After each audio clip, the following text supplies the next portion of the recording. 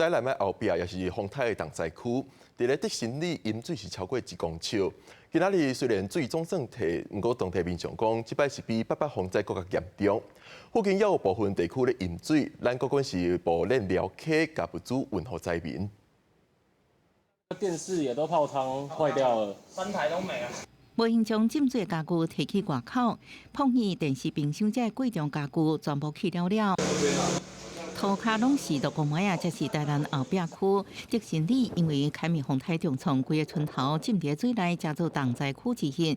居民想起洪台时阵，水淹超过1公尺深，灾情比800洪灾更加严重。小孩啊什么的，老人都先到亲戚那边嘛，对啊，然后就等救援进来，差不多到腰这里啊。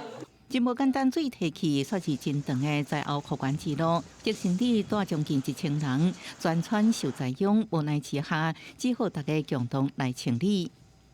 2点就起来了，凌晨2点。哎，早上2点，水提去，起来清啊。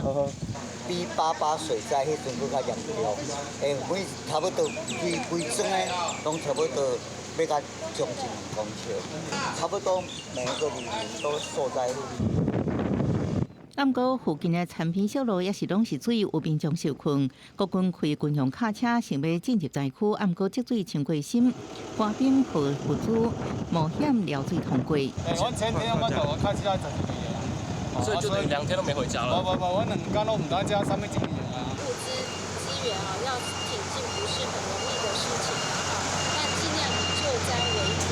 那因为民众也没办法受困，没有办法出来，希望我们公所这个政府资源可以协助送餐。凯米洪台带来大量雨，和北种溪布堤放弃出现淹水灾情。区长表示，已经请国军针对最后干道清分，居民灾损的部分也会做切处理，协助民众早日重建家园。记者综合报道。